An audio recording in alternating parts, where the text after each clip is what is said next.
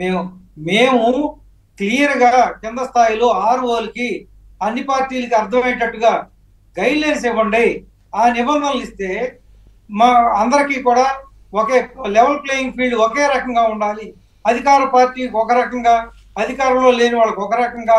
మీరు చూస్తున్నారు మన తాడిపత్రిలో ఉన్న రిటర్నింగ్ ఆఫీసర్ మేము ఈ ఒత్తిడి తట్టుకోలేకపోతున్నామండి అని చెప్పి అనారోగ్యమే సెలవుకి వెళ్ళిపోయారంటున్నారు. అది ఈ రకమైనగా జరుగుతూ ఉంటే పొలిటికల్ పార్టీలని మిగతా వాళ్ళకు కూడా ఈ గైడ్ లైన్స్ నిబంధనల్ని తెలియజేయకపోతే ఈ రకమైన ఒత్తిడికి అందరూ లోన్ చేద్దామని చెప్పేసి ఒత్తిడి తీసుకురావటం ఈ రకంగా జరుగుతుంది. కాబట్టి మేము ఎలక్షన్ కమిషన్ దృష్టి తీసుకెళ్లి గైడ్ లైన్స్ ఇవ్వండి అని అడుగుతున్నాం. ఆ అడిగిన మీదటే ఇప్పుడు కౌంటింగ్ రెండు రకాలు ఉంటుంది సార్. ఇందులో ఒకటి ఈవీఎంల్లో నిక్షిప్తమైనటువంటి దాన్ని ఈవీఎంలు ఓపెన్ చేసి వాటన్నిటికీ కూడా ఫెన్సింగ్ కట్టేస్తున్నారు సార్. ఒకేగా నియోజకవర్గానికి 14 టేబుల్స్ మినిమం గా ఇచ్చారు. కొన్ని చోట్ల 10 టేబుల్సే ఉన్నాయి. కొన్ని చోట్ల 300 బూతులు 350 బూతులు ఉన్న చోట 20 పోలింగ్ టేబుల్స్ కూడా పెట్టారు. వీటన్నిటికి కూడా ఫెన్సింగ్ ఉంటుంది. ఫెన్సింగ్ బయట ఉండి మనం వాళ్ళు ఓపెన్ చేసి కౌంటింగ్ ఆఫీసర్ లెక్క పెడతా అంటే 1 by 1 వెళ్ళేదాన్ని నెమ్మదిగా ఏమంటే మీరు మరీ స్పీడ్ గా చేస్తున్నారు, నెమ్మదిగా చేయండి అని రాసుకుంటానికి వెసులుబాటు ఉండేటట్టుగా అంతవరకే పరిమితం. కానీ ఈవీఎం బాక్సుల దొరికి కానీ కౌంటింగ్ మిషన్ దొరికి పరిస్థితి అక్కడ ఉండదండి.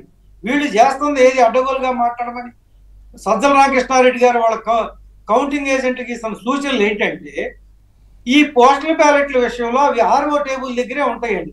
పోస్టల్ బ్యాలెట్లు ఆర్ఓ టేబుల్ దగ్గర లెక్క పెడతారు కాబట్టి మీరు వాళ్ళు ఏది అవునంటే వీళ్ళు కాదనండి. ఒకటే వాళ్ళు ఈసీ ఒకటైంది అంటున్నారు.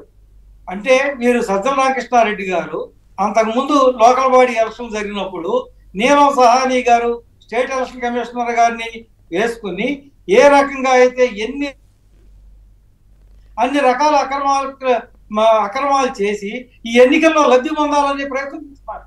కానీ ఎలక్షన్ కమిషన్ స్ట్రిక్ట్ గా ఉండేసరికి వీళ్ళకి ఏం చేయాలో పాల్పోవట్లేదు. మేము ఈరోజు ఎలక్షన్ కమిషన్ దృష్టిలోకి మేము ఒకటి తీసుకెళ్ళాం.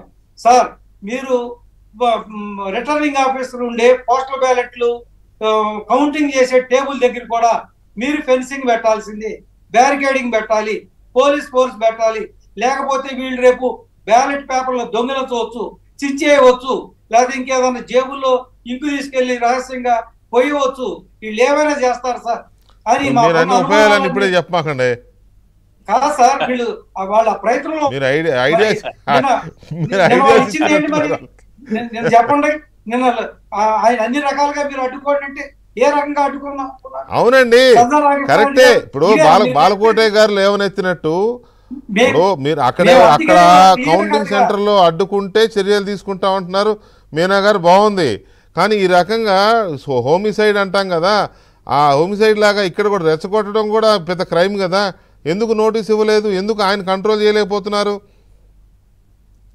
మేము ఈ రోజు సజ్జల రామకృష్ణారెడ్డి గారు, దేవినేని ఉమ్మ గారు మేము కలిసి సజ్జల రామకృష్ణారెడ్డి గారు చేసిన వ్యాఖ్యల మీద వీడియో క్లిప్పింగ్ తో సహా తీసుకెళ్లి మీరు యాక్షన్ తీసుకోకపోతే మిగతా వాళ్ళ భయం రాదు సార్.